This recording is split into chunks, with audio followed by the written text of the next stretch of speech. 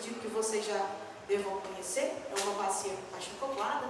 Então, quando eu vou lá no site da DECA e baixo lá o arquivo para poder utilizar nos meus projetos, eu consigo muitas informações, né? Então eu tenho a representação, a textura, né? Os acabamentos, o formato parece, mas muito mais interessante do que isso, quando eu clico no meu produto, no meu objeto, lá dentro do projeto, olha aqui a quantidade de informações que eu tenho desse produto.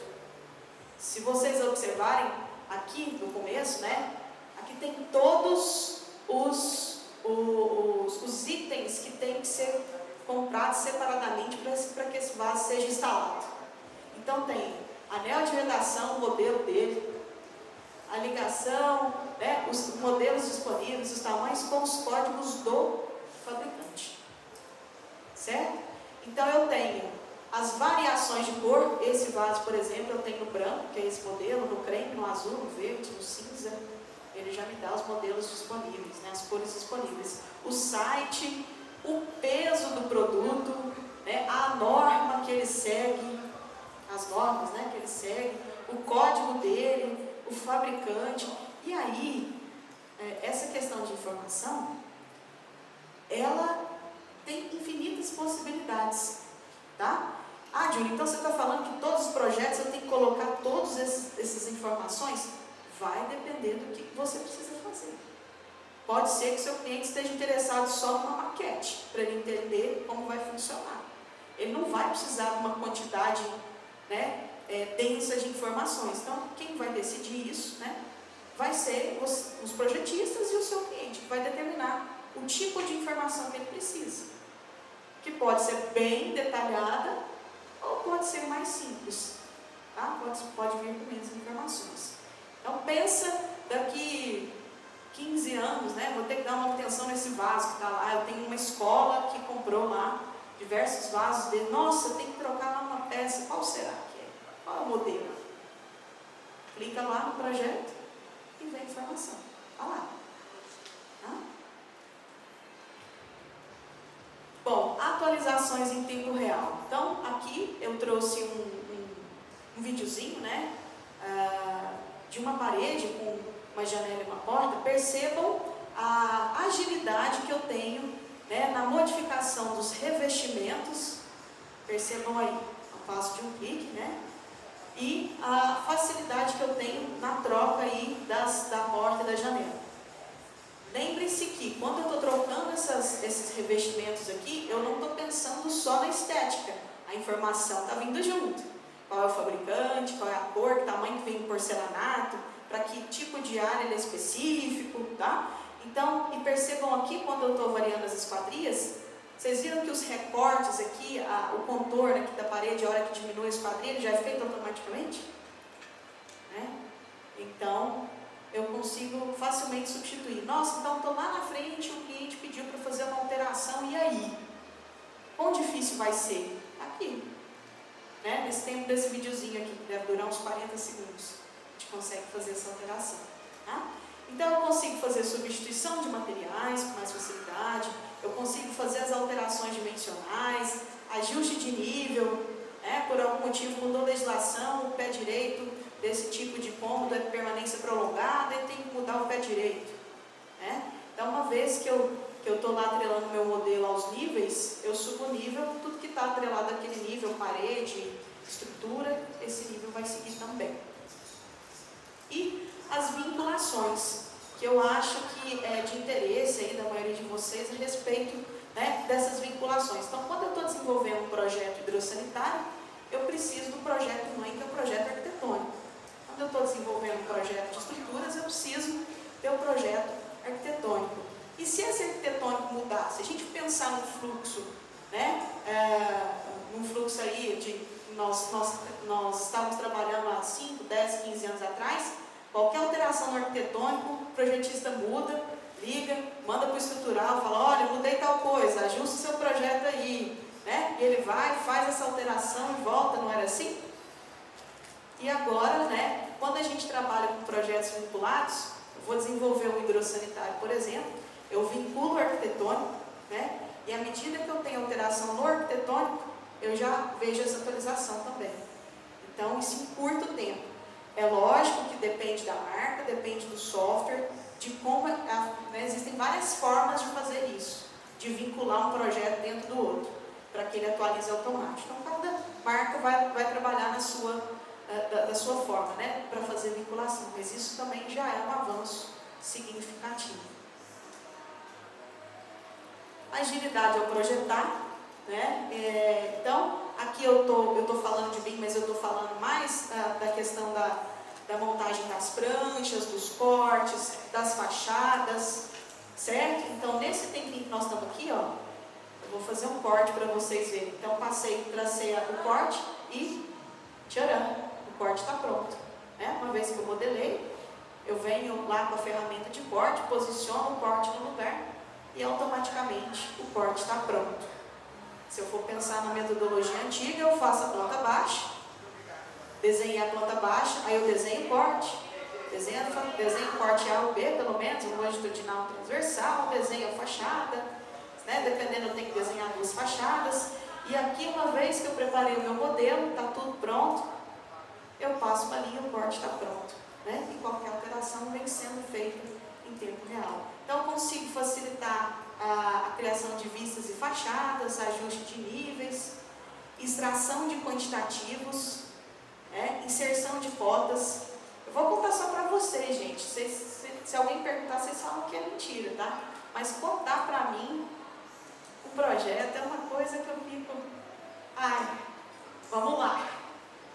Tem que cotar. Cotar é um serviço assim meio detalhado, né? Cuidadoso, demorado, né?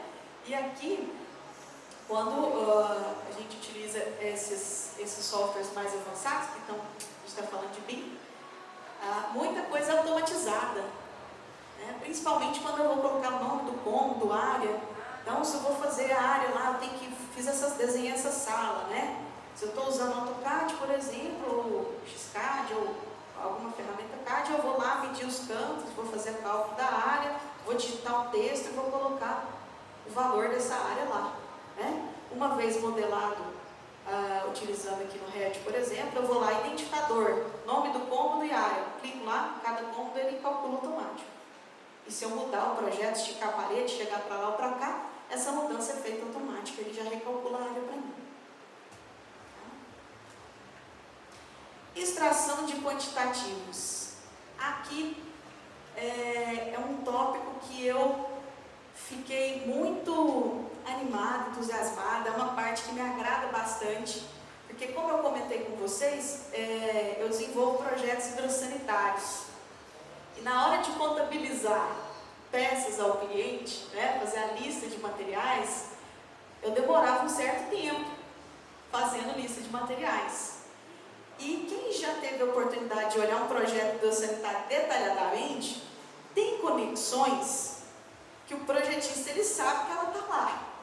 Na representação às vezes não fica claro, mas a gente tem que contabilizar, né? Tem algumas conexões ali que são difíceis, né, da gente visualizar, que são fáceis da gente esquecer numa lista de materiais. Se eu estou fazendo uma casinha, até que esquecer uma conexão ou outra, tudo bem, né? Até que a gente consegue reverter. Mas se eu estou fazendo uma escola, um hospital, se eu estou fazendo lá 500 unidades, né, aí a conversa muda. Nós estamos falando de uma peça que às vezes é 50 centavos, é R$1, mas a hora que multiplica lá por 1000 unidades, por 500, aí a coisa começa a ficar complicada, né? Então, a extração de quantitativos ela é muito interessante. Uma vez que eu alimentei com essas informações, fica fácil de extrair os quantitativos, de fazer as tabelas. Tudo que for modificando, ele vai ajustando esses quantitativos. Então, eu trouxe aqui um comparativo a vocês de 3 paredes. Aqui eu tenho uma parede só de bloco cerâmico. Aqui eu tenho a mesma parede com revestimento, né? Então eu tenho ali o meu reboque, minha pintura, tá? E aqui eu também tenho a mesma parede, o reboque e a pintura dos dois lados. O que é a diferença entre essas duas aqui, que eu chamei de duas, de parede 2, né, e parede 3? É o método como foram lançadas as informações dentro do modelo, né? né? A gente chama aqui de parede simples, aqui a gente chama de parede composta e aqui eu chamo de parede cebola, né? Qual que é a diferença disso, né? Dessa forma de lançar as informações. Na parede composta eu tenho uma parede com as minhas camadas, então eu monto a minha parede e eu determino as informações de cada camada. Então eu tenho um produto só, uma coisa só, dentro de uma parede. Então eu tenho lá meu bloco, né, os meus rebocos de um lado do outro e os meus revestimentos aqui na ponta. Então essa parede ela tem 5 camadas, vamos dizer, né? Então quando eu clico lá, eu tenho as informações da espessura de cada uma delas, eu sei a espessura da alvenaria, a espessura do meu reboco, a espessura da minha pintura, o material que foi feito, a cor que foi feita, as informações, né? Então, eu faço esse lançamento, a hora que eu traço lá a minha parede, tem lá as informações dessas 5 camadas que eu comentei com vocês. Então, tá aqui, ó, tá vendo o númerozinho 2 aqui, ó? Então, eu tenho o quantitativo separadinho de cada camada dessa. Então, a pintura, a área, 8 metros quadrados, porcelanato. Ah, desculpem, gente, eu falei que era pintura, né? Mas a gente tem lá acabamentos diferentes. Mas percebam que ele entendeu que dentro da parede composta de 14 centímetros, que tem esses elementos e separou eles, fez um quantitativo separado deles. Vocês conseguem perceber? Tranquilo? Agora, na parede cebola, o raciocínio é o mesmo, só que eu faço o lançamento dessas informações separadas. É como se eu fosse fazer primeiro a parede, depois eu determino a próxima camada, fazendo isso com elementos separados. E o que isso muda no quantitativo? Nada. Tá, mas então vocês devem estar se perguntando, então para que eu vou fazer cada elemento desse separado, lançar no meu projeto, fazer tudo separado, né? Porque se esse projeto for utilizado para orçamento, né? Utilizar BIM para orçar, para determinar planejamento, vamos pensar comigo, quando a gente vai executar uma parede, a gente faz tudo de uma vez só? Eu já chego a parede, vem nascendo pronta, com pintura, com tudo, com acabamento? Não. Então eu preciso separar essa informação. Então a alvenaria vem primeiro, depois faz o reboco, depois põe o acabamento. Então, eu volto a repetir. Qual é o nível de informação, de detalhamento que nós vamos colocar no projeto? Depende do que você precisa. Você precisa separar essas informações para o seu cliente? Você vai precisar fazer um videozinho, sabe aqueles vídeos bonitos que a gente vê da construção, primeiro sai a parede, depois vem o reboco, igual faz no programa do Luciano Huck, quando vai fazer as reformas, né? A gente vê aquelas informações. Então, quando nós precisamos fazer esse detalhamento, planejamento separado, o orçamento separado, é interessante que a gente faça o lançamento separado também. Então, quantitativo está o mesmo. Porém, se eu vou utilizar essas informações depois, eu preciso lançá-las separadas. Então, quantitativos de conexões de água fria e água quente. Então, aqui é a tabela extraída. Então, percebam que aqui tem as informações completas. No caso aqui, são conexões utilizadas da TIG, né? Então, vem o nome daquela conexão, a linha da TIG, o diâmetro, o material, para que ele é feito. Então, tem todo o descritivo, que é bem interessante, né? Às vezes é necessário esse detalhamento, né? Que ele seja rico em informações. Ah, troquei lá esse joelho, resolvi pôr uma curva para reduzir perda de carga. E aí? E aí essa tabela ela vai atualizar, ela vai trocar para curva. E o mais legal é que se eu estiver utilizando aqui, aqui eu usei como exemplo a Tigre, né? E se eu coloco lá uma conexão que não existe, eu vou lá colocar um joelho e de um lado entra 50 milímetros, 50 fui feliz, vamos pegar, um lado é 80 milímetros, o outro lado é 12 milímetros, né? Ele vai aceitar, ele vai criar, vai ficar uma conexão, né, num formato diferente, mas aí na hora lá que eu gerar a lista de materiais, vai vir um aviso assim para mim: conexão não existente. Então ele já me avisa antes de eu soltar aqui para a obra, eu mandar aquilo, ele fala, oi, essa conexão que você quer nesse fabricante não tem. E aí? Eu estou fazendo uma obra de 10 mil metros quadrados, como é que eu vou achar onde é que está essa conexão? No Revit, por exemplo, eu clico na minha lista lá no não identificado, mando ele realçar para mim e mostrar no modelo onde é que está aquela peça. Aí eu clico, ele mostra lá para mim, fala, olha, essa aqui. Então eu vou lá e corrijo só aquela peça. Então dentro lá 10 mil joelhos, eu consigo mudar só aquela peça inexistente. Isso é muito prático também. Oitavo motivo, a compatibilização. Isso aqui, né, esse assunto é um assunto denso, é um assunto muito importante, principalmente para os órgãos públicos, para as licitações, né? Então, a compatibilização, ela é muito importante. Então, desde lá do começo do meu projeto, então esse aqui é um exemplo do projeto hidrossanitário, antes mesmo de sentar, pegar o projeto completo, eu já consigo ir vendo as possíveis interferências. Então, às vezes, o modelo 3D ele é bom por isso, né? Ele é bom que eu já consigo ver essas interferências. Então, durante a modelagem, eu já consigo ir resolvendo alguns problemas que a gente só saberia no próximo momento. É lógico que a compatibilização eu tenho o uso de outros softwares, um passo além aí, né? Existe bastante estudo, mas olha aqui para vocês verem, por exemplo, esse aqui foi do meu primeiro projetinho hidrossanitário no Revit. Olha lá que beleza, né? Estou desafiando as leis da física aqui, né? Uma conexão de esgoto com a conexão da pluvial, desculpa, o tubo de esgoto com a pluvial passando no mesmo lugar. Olha que beleza, né? Se a gente desenha isso só no 2D, muitas vezes passa, porque a gente não está vendo profundidade, né?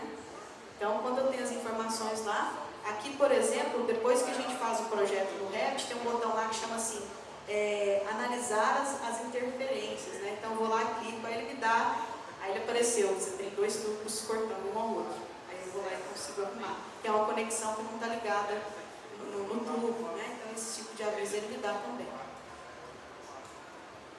E agora, né, pensando que nós, caminhando aqui para o final da nossa conversa, pensando que nós estamos num evento que é para venda de imóveis, né, para movimentar aí, para a gente alcançar vendas cada vez melhores, nada melhor do que deixar o seu cliente feliz, satisfeito, né? E cliente, gente, muitas vezes ele não tem noção espacial. Você fala para ele, oi, tudo bem? Sua sala é 3 metros por 4. Ele fala, tá, e quanto que é isso? Vai caber meu sofá? Né? Vai ficar bonito esse revestimento? Então, juntamente, né, com a metodologia BIM, vieram aí as renderizações, as animações.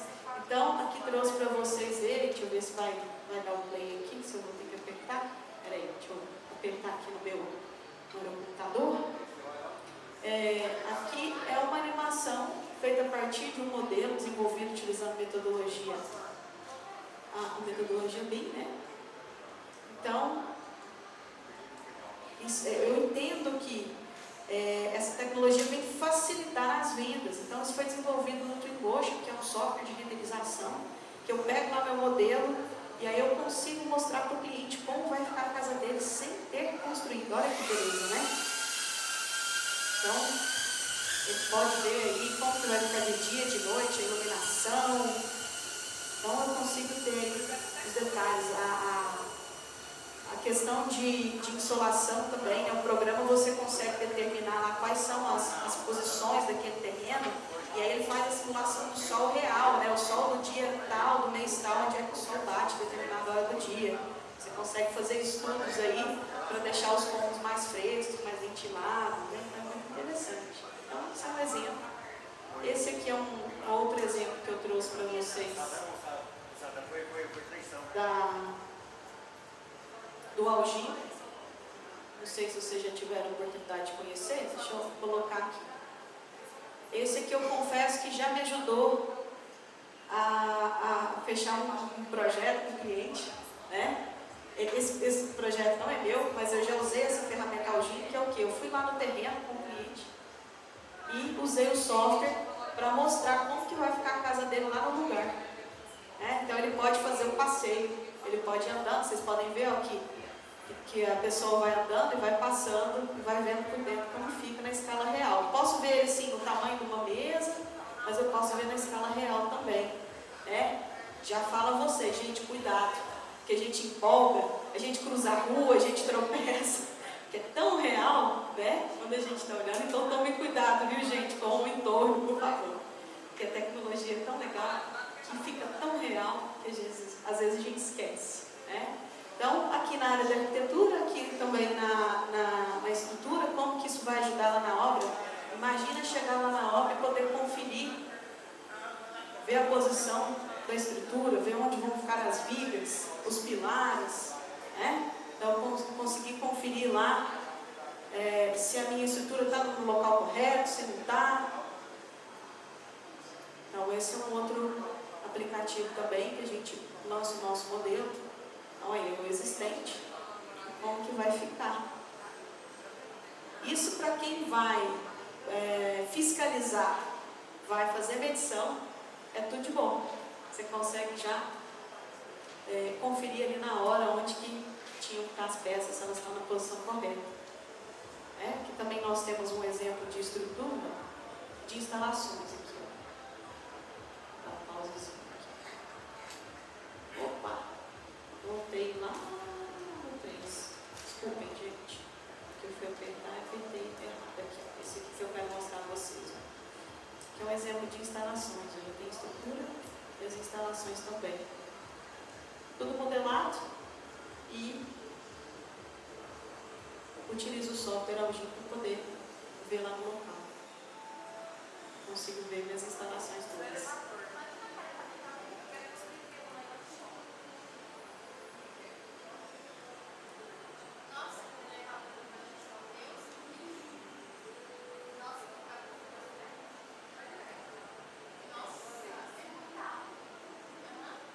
Posicionar o goleiro.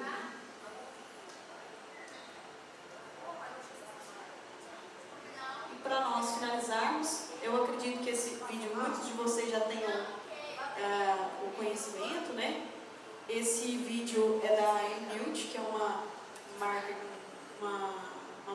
um aplicativo, que tem ajudado aí essa obra da Construtora Laguna. Então percebam que tem um QR Code ali no quadro. E aí o que acontece? Um dos grandes problemas das entregas dos apartamentos é quando o pessoal vem instalar mobiliário, vem fazer instalar um armário, alguma coisa, de furar uma tubulação, de acontecer algum problema. Então, essa experiência que a Inbuild e a Laguna estão oferecendo aos seus clientes, que é o quê? Você escaneia o QR Code do aplicativo, que eles querem relaxar, e aí você consegue ver todas as tubulações do seu apartamento, onde estão passando. Então, aquela coisa de domingão furar um tubo para instalar um armário, não tem mais, A gente consegue acompanhar ali onde estão passando as instalações. Isso aí já é a realidade, tá bom? Já é a realidade. Consegue ver todos os detalhes aí, dentro do aparelho, do forno.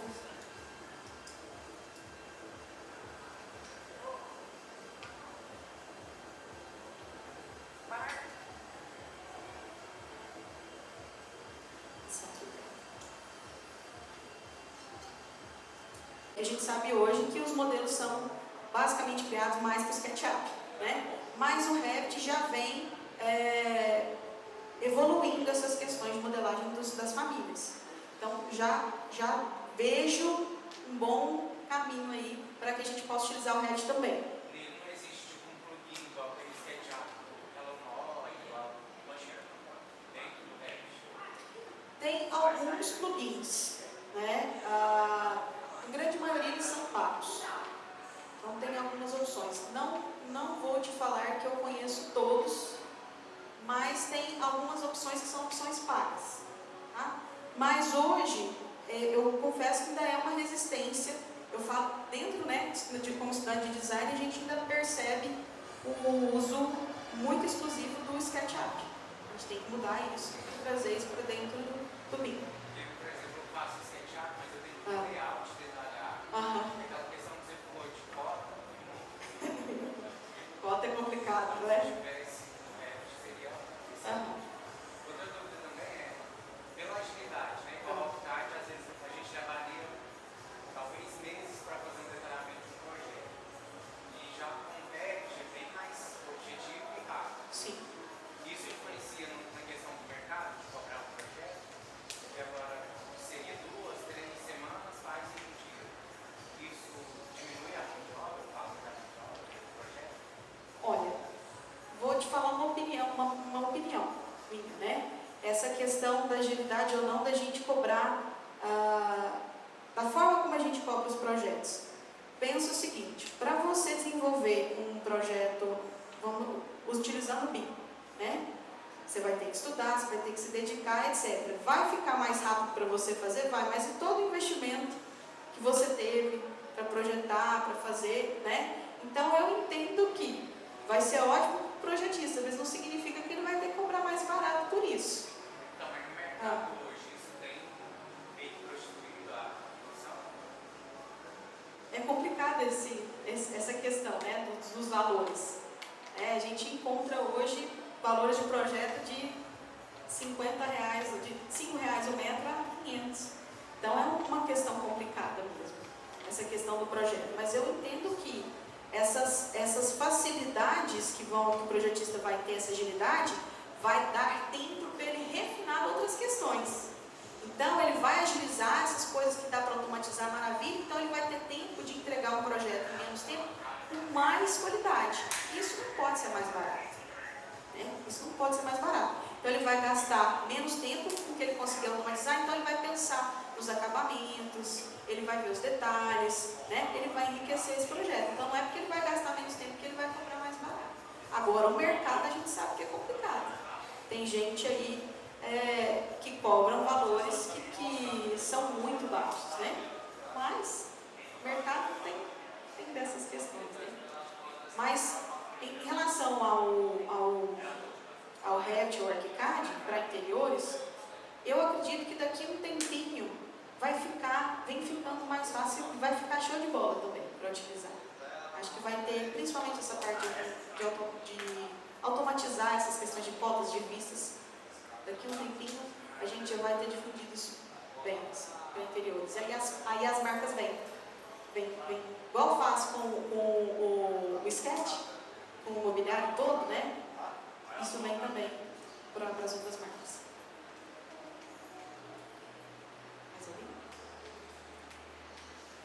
Então, vou deixar meus contatos aqui, tá bom? Agradecê-los, gente.